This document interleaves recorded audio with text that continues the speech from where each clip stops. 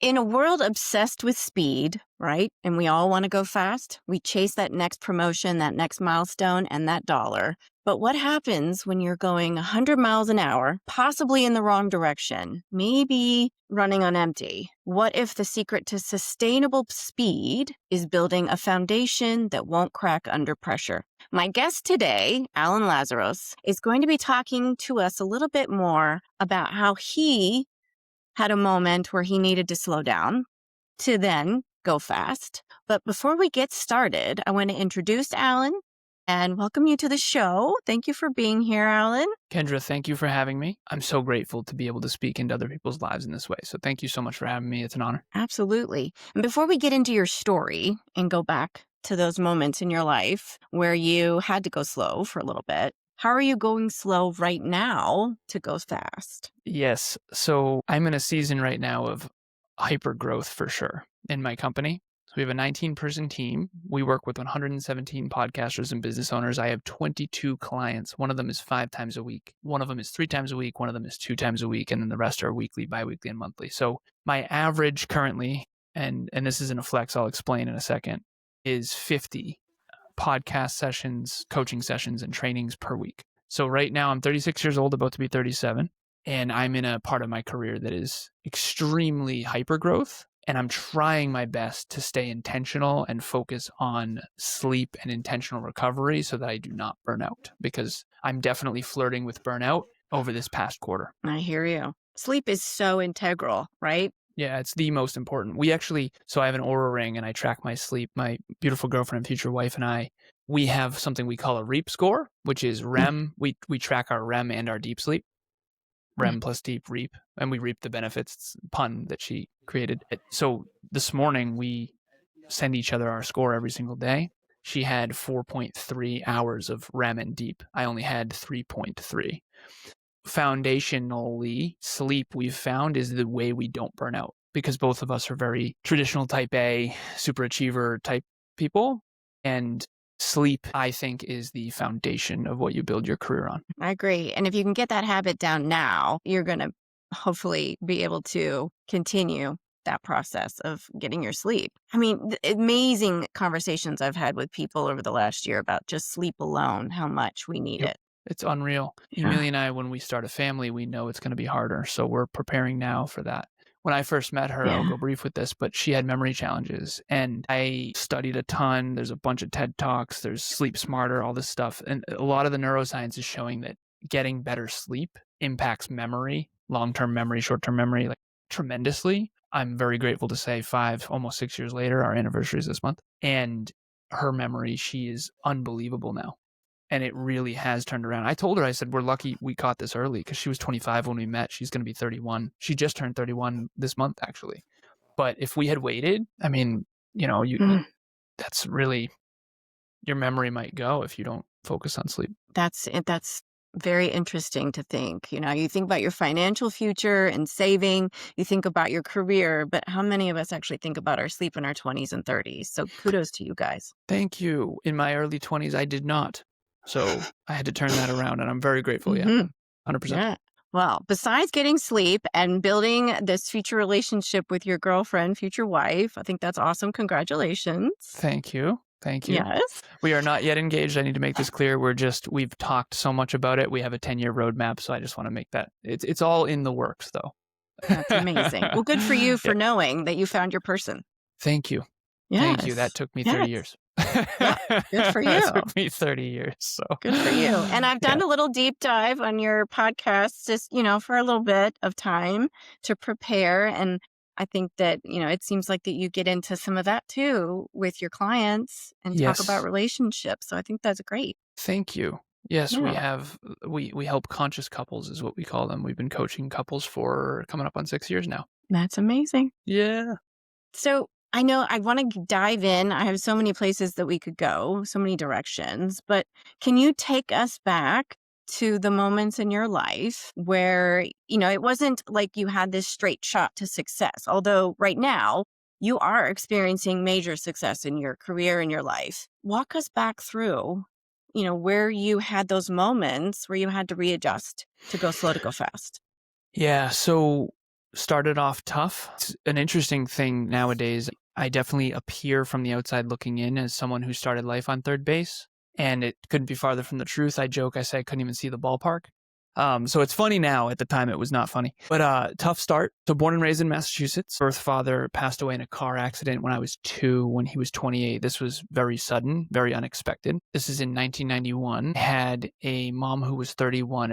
I'm an engineer, so everything's numbers for me. So forgive me for that. But my mom was 31. My sister was 6. I was 2, almost 3. And he was 28 years old, and just tragic, sudden, devastating car accident. And I never got a chance to really meet my dad. And it was much harder on my mom and my sister because it was my sister's best friend. She still has a picture of him, in her car. And my mom was 31 at the time. So that was just a really tough situation. Stepfather came into my life so it was John McCorkle was my birth father. It was Jim, Joe, John, Jane, Joan, Jeanette, 6 kids. Big Irish Catholic family raised in Massachusetts. And my stepfather, Steve Lazaros, came into my life around age 3. And I playfully refer to my life from age 3 to 14 as boats and BS.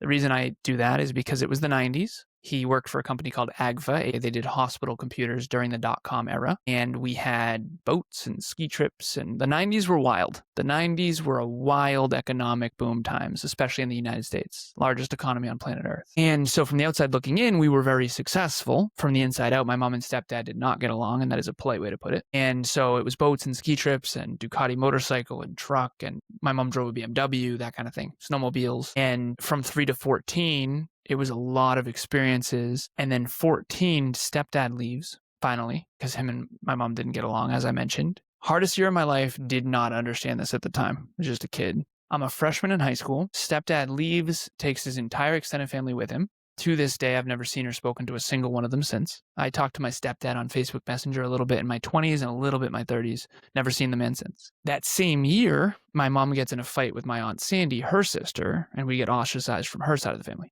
Since I'm 36 now, almost 37, I have since only seen or spoken to 2 human beings from her side of the family. And we didn't associate much with the McCorkles anymore because we were trying to be the Lazaroses. So that I didn't realize until way later. I have a therapist named Carol. I've rewatched the movie of my own life over and over and over again, trying to re-understand it from an adult awareness. And because when you're a kid, you don't realize how tough things are or how good things are until later. In mine, it's been alarming to look back. So 2 trauma responses to that. On one side, I became this sort of social chameleon who fit in, don't lose any more friends and family, don't lose any more friends and family, don't lose any more friends and family. So I became this, there's 4 trauma responses. There's fight, there's flight, there's freeze, and there's fawn. Fawn, I didn't learn until my 30s. It means you appease. You don't even know you're doing it. You unconsciously just appease. Don't, you become this sort of social coward chameleon who is kind of whatever everyone else needs, without knowing it. So that was my social response. Behind the scenes, when no one was watching, it was aim higher, work harder, get smarter. It was fight. This warrior just was born. Straight A's through all of high school. Because when my stepdad left, I went from I hope I get into WPI. It's kind of like a mini MIT in Massachusetts. To even if I do get in, it's $50,000 a year. I can't go. We don't have the money. Mom trades in her BMW for a little Honda Civic. We don't have cable. I get free lunch at school now because our income is so low. I'm shopping at Salvation Army. We weren't going to starve, but it was how do we keep the house in the family type of thing. He took 95% of the income with him. So it was a very different life. Boats and ski trips to that. He got the yacht and the apartment building. We got the house and the dog. And I became the man of the house kind of thing. Straight A's through high school, get into WPI, all the scholarships and financial aid I can get my hands on. Fortunately, I got a lot of aid, which was great.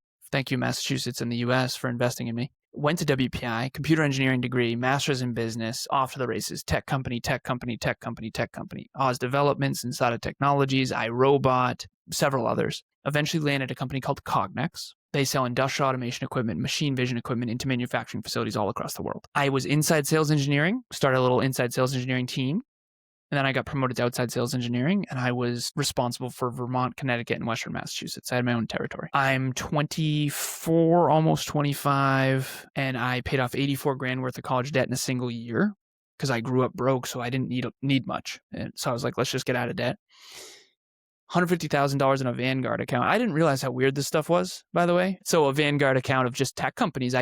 I always had a natural understanding of what tech companies would win. I built my first computer when I was 12. I went to a tech school. It's fairly obvious when you really look at it. And so I picked a lot of really good stocks that crushed it. And I was basically a global 1% earner in my early 20s. No kids, no mortgage, low expenses. I bought a 2004 Volkswagen Passat for $5,000 cash. I just didn't need much because I learned how to go without when my stepdad left. And I was just like, okay, let's just get wealthy, prove myself still kind of thing. And then I get in my car accident. So at this point, I'm 26. I crossed the double yellows, my fault, dark winter night in 2015. Head-on collision, 30 miles an hour. I hit a lift-kitted pickup truck. So luckily, I was driving that Passat because the Volkswagen Passat, I used to call it the tank. It is a extremely safe car. Both airbags did deploy, and luckily no one was killed or permanently damaged because it would have been my fault if that was the case. I was supposed to yield, I didn't. The yield sign was covered by the snowbank. So everyone was okay, but definitely rattled. It was not a fender bender. I mean, we were, physically and mentally and emotionally rattled. Me more than anyone else though, because my dad died in a car when he was 28 and I was 26 at the time. And this was the second chance my dad never got. This is my quarter life crisis, existential crisis. And this is when I found personal development, self-improvement, mental health, and personal growth. And that was when I was 26. That was 10 years ago, almost 11 years ago now, which is wild to think about. And so I started a company called Alan Lazaros LLC, What You'll Never Learn in School But Desperately Need to Know, because I was a straight A student. Why didn't I learn about habits and fitness and finance and goal setting? I do workshops now. I'm sure you do as well. And I always ask, has anyone here from all over the world, we got people from all over the world at our workshops now, trainings, masterclasses. Has anyone here ever in your formal education taken a course on goal setting and goal achievement? Not a single hand has ever gone up. Has anyone here learned in school anything about habits or habit tracking or metrics or vulnerability or courage or character or virtue? Like, there is no personal development in the formal school system there to an alarming extent. It makes no sense to me. Like, we learn about all these things, but we don't learn about ourselves. And so then I started a company built on that. Now we have a 19-person team and we're heard in 180 countries and we have millions of listens and it's pretty cool.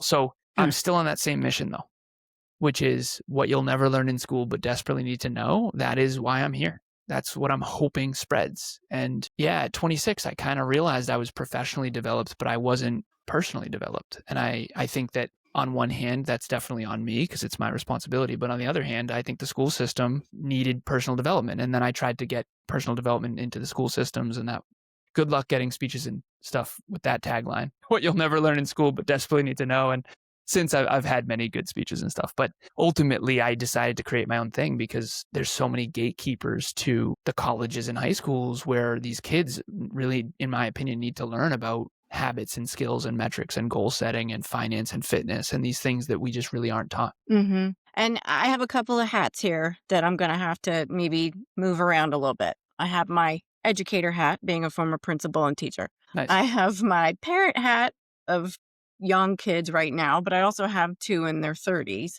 So I have the bookends here. I can see you're speaking from the middle of having that experience, and here's what you can learn from that and make your life better. Mm-hmm. So parents out there and teachers out there who listen to my podcast, that's part of the reason why I wanted to bring Alan on, is because he's speaking from experience, not only from experience as a 30-something, he's also living it and seeing it and talking about it on a daily basis. Wow, that was a lot to unpack. Now it's interesting to me to hear, from, let's say, do you have many audiences that are the high school age right now, or is it more 20s and 30s? It's way more 20s and 30s, and there's actually a lot of people in their 40s and 50s. But I spoke at a place called ICA Academy, and their whole thing is building champions. And Serena Williams spoke there a couple of years ago. It's basically tennis players and equestrian, people who are like kind of early prodigy-esque in their sport, or could be Michael Phelps, that kind of thing. And so it was, very driven, type A, gifted. And it was really cool for me to be able to, the youngest was 10 and the oldest was 18. And at the end of the day, I think it's been hard for me to realize how high schoolers tend to make fun of this stuff. I gave a speech once in Milwaukee to a big high school. We got to speak to 7th and 8th, 9th and 10th, and then 11th and 12th. So we gave a speech on growth mindset, personal development. I thought the speech got better and better throughout the day because we spoke to the 7th and 8th graders first, then it was the 9th and 10th, then it was 11th and 12th. And I was in the back room, like talking to my business partner, Kevin. I'm like, okay, the first one was pretty good, pretty well received. Awesome. I think we sucked. Good start. Our speaking got better and better. We might as well have been getting made fun of by the time we got to the juniors and seniors, which I think is really unfortunate that people make fun of this stuff, because personal development, self-improvement, and personal growth will change your entire world. For some reason, and I think this is worse in the 21st century a little bit, I think it's almost cool to not give a crap. Like that attitude of, I don't really want to try. It's almost like that kid in high school who thinks it's cool not to try. Good luck with that long-term strategy, right? I was the nerdy kid who got straight A's. So I think trying and taking life seriously is actually really cool. And I think it's actually wildly detrimental not to. So anyways, little side tangent. Yeah. No, and it's so hard as an educator and a parent. I'll just tell you, those teenagers are listening. They just don't want you to know they're listening. Nice. So they're going to put up a front. So they did hear you. So no, they heard you. They're probably not going to remember they heard you until they make a big mistake down the road and then realize I need to back up and do that again. Yeah, like which my is car unfortunate, accident, right? That's exactly what it is. That's the unfortunate truth, and thank you for that. And I like that you're a principal, and quite frankly, I'm so grateful to be here, because I think that I rub principals the wrong way, because I'm not saying that I think the school system does a great job in a lot of things. Math and science, you guys crush it. Thank you. But when it comes to finance and fitness and nutrition and habits and metrics and goals and priorities and core values, I mean, it's just missing. And so I'm grateful that you're on that team of, there's professional development, there's personal development, and there's social development. I think the school system does a great job at social development and professional development, but personal development, not even a little bit. So, well, and you're a no BS podcaster with your partner, right?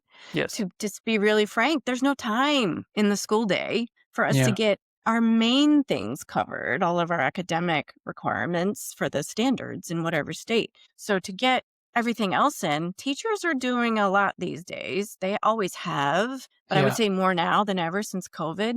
They are doing all the character ed that they can, but it depends on the person. There's no, like you said, there's no set curriculum. It just doesn't exist. Yeah. Do you think that'll ever change?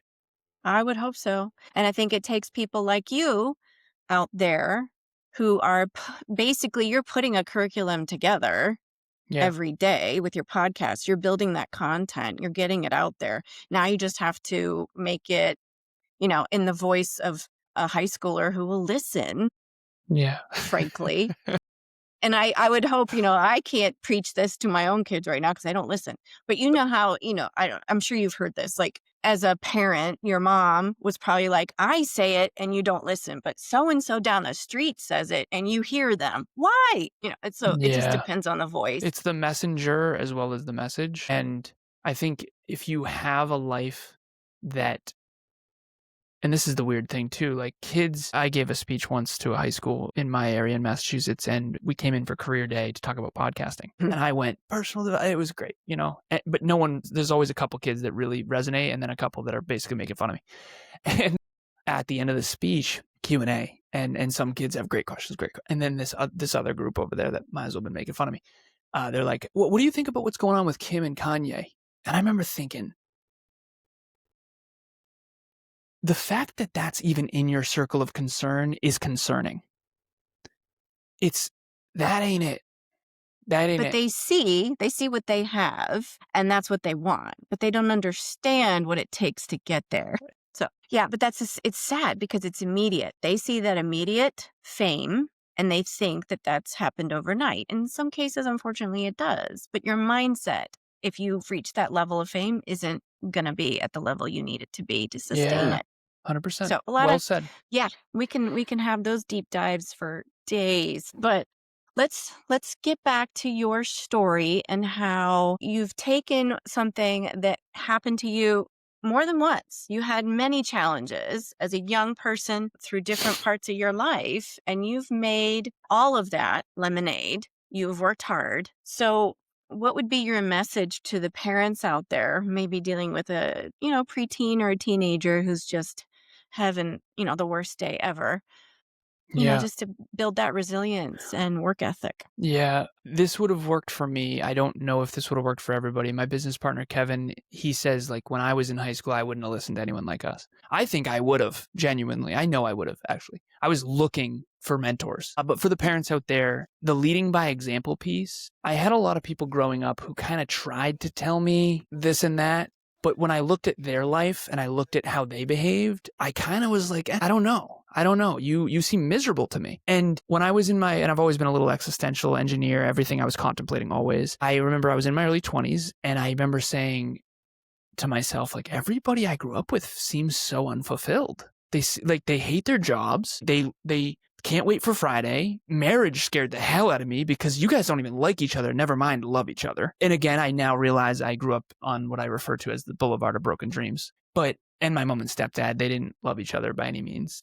And if they did, that ain't for me. But I think that I would say that is leading by example is everything. Who you are and what you are when no one's watching, people are watching. And unfortunately, a lot of the heroes that I had growing up have wildly fallen from the pedestal. Some of them I've actually met and realized that they're completely full of shit, quite frankly. And it's been hard for me. But I think that kids look up to people that are great, sometimes for the wrong reasons, like we mentioned earlier. But I think they observe, and I think leading by example, one of the reasons kids don't listen is because you aren't leading by example. And if you want your kids to reach their full potential, you better be reaching your full potential. And I think that that's really, really important because that's all we can do anyway, right? You can say it till you're blue in the face, but they're going to watch what you do and they're going to watch who you are. And I really wish that I was looking for a bright light in a dark place. And I found some. I have one teacher in particular that changed my world. And I've since written her a letter and she read it in front of the class and cried, which I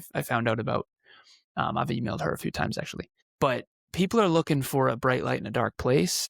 And I think someone who leads by example is what people are looking for. That's well said. I would say there might be a few of my former students listening to this podcast, but mostly it's their parents and teachers. So every teacher, if they could just hear one amazing story or thank you from a former student, that's huge for them. They don't, we obviously don't do that for the money. So, Yeah. I always said I wanted to be a math teacher, and I still maybe will one day. But I used to say they don't make enough money. And now I teach math to business owners. And I make a lot of money. But that's, it's unfortunate that some of the most important professions are undervalued. yes. Well, I have a few schools. They can always use a volunteer if you want, Alan, in your spare time. I would love to. I will speak with students. Kevin always says he'll speak for free for any student anywhere. No. For the first Yeah. one's free. For kids, high school and college and middle school, I would love to. That's awesome. Well, and it's always good to hear a personal story. And I think that's one of the reasons why I wanted to have you on the show today is not only to find out what makes you tick and how you're going slow to go fast and what you're doing with your work out in the world, but I think you are and your partners are making the world a better place. Because I think we have that hustle mentality. And yeah, we all want to make our lives better. But I think if we truly slow down and embrace what we are grateful for, it will speed up and we will see that success. Can you speak into that a little bit about what you're grateful for and how you've learned to be so? Yeah, thank you first and foremost for saying that you think my work is good for the world. I appreciate that very much. I think it's been tough to it's taken a lot of courage to be me. A lot of the people I grew up with are not thrilled about me calling a spade, but whatever. I got to do what I got to do what I got to do. When it comes to the gratitude piece, I have a full day today, back to back to back to back, and I can have, a bad attitude about it, or I can have a good attitude about it. I've already done 2 coaching sessions, and then I have 3, 4, I'm all the way until 8:00. And I remember, and I think this is two parts of gratitude. Number one is, do you get to do this or do you have to do this?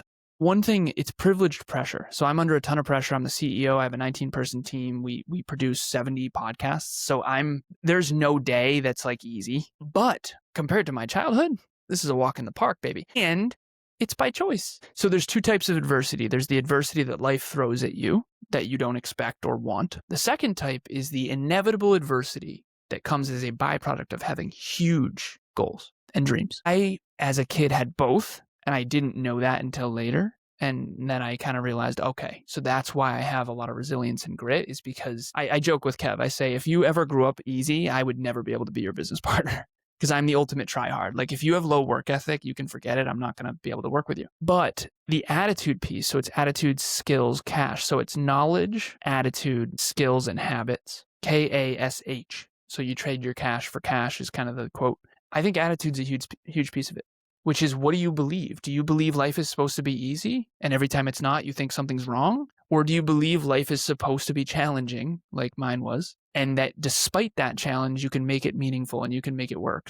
I think it's an attitude. And yeah, I've got some tenacity and I've got a chip on my shoulder, and a lot of people don't like that. But I think it's necessary and I think it's great. And I think that you can take that chip and use it for good, or you can let it drive you into the ground. So I've had to learn over the years to channel it properly. I am quite the obsessive. You don't do 2,200 episodes without being obsessive.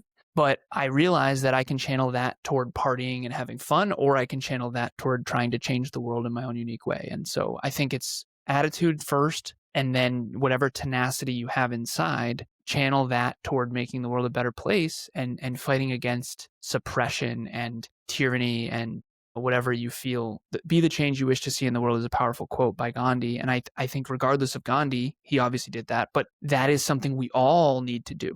Like, what deep pains in the world, what injustices do you see? It's not going to take long to look around to see injustice, and you can stand for something. And it's harder and it takes courage, and you're going to be villainized, and I always say rocks go up and compliments go down. So anyone who is not doing much with their life is going to say, oh, you work too hard and you're, who do you think you are? And all. It's like, listen, I'm like trying to help kids. Why did I made my life better and people liked me more before. I don't know why, because I was a miserable human being, right? But now that I'm wildly fulfilled and on a mission, I think it's really easy to take shots. And I think that attitude of gratitude can keep you going in a dark place, because I think the more you stand for something good, I think the more you'll be attacked and judged and ridiculed. But that attitude of, I get to do this is what keeps you going. Because the moment it starts feeling like a chore, you're not going to pour your whole heart into it, and then it's not going to be successful, and people are going to feel that. And there's 100 people in a room, 100% of people, 30 of them are going to be, not caring. 30 of them are going to love you. And there's going to be a lot of people that don't. And then some people are going to be apathetic to it, and some people are going to resonate deeply. And what's the alternative? Give up? That ain't it. You can't give up. So attitude of gratitude keeps you going when it's hard. And trust me, it's going to be hard. And if you think it's not, you're in trouble. You're in trouble, because it will. Yeah. And it sounds like you have a plan for your mental health and wellness, making sure you focus on your sleep, and you're working on, your personal relationships by nurturing the relationship that you have with your girlfriend, which is amazing. I mean, lots of moms out there want that for their children. So I love that you're exploring all the future opportunities that you have coming. So what's next for you? What's the next mountain? Yeah, thank you. Thank you for having me. Thank you for all this. This has been awesome. Next mountain. Well, I think life's a mountain that gets higher as you climb it. So reaching my full potential is the short answer, and helping others do the same. So that's sort of the esoteric high level mission answer. I have it written up here: to build the most positively impactful success and personal development company in history. That's the infinite game that you never get to, but you get closer and closer and closer. As for what's next, I started a podcast called Business Growth University. So we have Next Level University, which is level up yourself. We have Podcast Growth University, which is level up your podcast. And then we have Business Growth University that I just started a few months ago, 3 or 4 months ago, where it's by a business owner for business owners. And I say in this podcast regularly, like, if you don't want to start, grow, and scale and monetize your own business, you aren't going to like this show. Because unlike what the internet wants to tell you, which is laptop lifestyle and, I only work 3 hours a day and the 4-hour work week, listen, that ain't real. And it's just not. And I think that unfortunately, there's so many young people that are being told a lie. Like, oh, I made 6 figures 2 hours a day on the internet. No, you didn't. You're forgetting about the decade before where you mastered Facebook ads, and then in the last 6 months, you hit success and then made a course about it. So we are homegrown organic, came from very humble beginnings, and I tell it like it is on the business owner thing. So I think we used to be a personal development podcast that talked about success principles. Now we are a success podcast that also talks about personal development. I think that's working a lot better because people come to you for what they want and then they stick around for what they need. What people want is to achieve their goals. What they need is personal development. So I used to try to lead with personal development. That did not work. So I think that's the next mountain is Business Growth University and just helping as many business owners as possible. And then I really want to bring that into school systems and into corporate. And I think it's going to be corporate first. I see a lot. I'm going on a panel next week. I feel like we're going to break into corporate more. And by corporate, what I mean is I spent my early career in corporate. Corporate is a lot squishier than it should be. What I mean by that is goals, metrics, and habits are not very clear. KPIs and OKRs, so objectives and key results and key performance indicators. It's very squishy. My girlfriend had a company she worked at called Alchemies, and Alchemies is a great company, so I'm going to make that clear. But I remember asking her, like, how do you get your bonus? And she's like, I don't really know. And I'm like, what are the KPIs? And she's like, we don't really have any. Now, I know other roles at Alchemies might have KPIs. If anyone's at Alchemies, please relax. What I'm saying is there are not always clear goals and metrics and habits at companies. And in the sports world, everything and every stat is tracked. And in the fitness world that I came from too, we didn't talk much about that, but I feel like there's the fitness world, there's the corporate world, there's the personal development world, and then there's the like education world. And I'm trying to kind of merge them all. And so I think corporate is next for me. And that's obviously where a lot of the money is too. So I think that that'll help me scale the company because we homegrown, bootstrapped the whole thing. No investors, just Kevin and I just reinvesting. So I think corporate's next. And then hopefully later on, once we prove ourselves, quote unquote, we'll be able to get into the schools. Well, I think definitely that is a great plan because schools definitely need this. I can tell you that for sure from being an educator for 27 years. We've got lots of kids out there with potential. We just don't know what our KPIs are, what our metrics need to be in every school, in every state. So it needs to be more consistent. Hopefully we are allies in a mission of making the world a better place. Anything I can do to help you, your listeners, your students, your past students, like I'll give a training for free, workshop, whatever. So I'm grateful. All right. Well, any principals out there that hear that, contact me and I'll get you in touch with Alan. First one's free. Seriously, I would be honored. I'd be honored. Great. Well, thank you for that. Thank you for coming on the show today, Alan. I really appreciate your time and being just so vulnerable and candid. It sounds like that's just who you are. You're being yourself, but I think we need more of that. It's very refreshing. Thank you, Kendra. And thank you for having me. And it took me a long time to be able to be this candid because I think it's scary to be candid about some things that you think are wrong and things that are not optimal. Maybe not popular, right? Yeah. Yeah. So thank you. And that's a wrap on a truly insightful conversation with Alan Lazaros. I hope his story about heart-driven work with a no BS approach gives you the permission that you need to stop, rebuild, and align your own success before you have to. Remember, slowing down is the ultimate power move. And guys, before we go, I have to take a moment to send a massive thank you out to the universe, to all our listeners and viewers out there. Without you, we wouldn't have been able to reach this milestone. The energy around the Go Slow to Go Fast Lifestyle podcast is incredible right now. We've been hitting record downloads and seeing more of you subscribe to the podcast and joining our community on social media and YouTube. And I just have to tell you, it's genuinely humbling. Thank you for listening, sharing, and being part of this movement. If you've enjoyed today's episode, please do me a quick favor, hit that subscribe or follow button if you haven't already, wherever you're listening right now. And while you're at it, jump over to YouTube and social media to like and subscribe there too. It's the best way to ensure that you never miss the next conversation that could truly change the way you live and lead. Until next time, remember, the light in me honors the light in you. And as you head into the rest of your week, remember to let your light shine through. Go slow to go fast. And thanks for listening.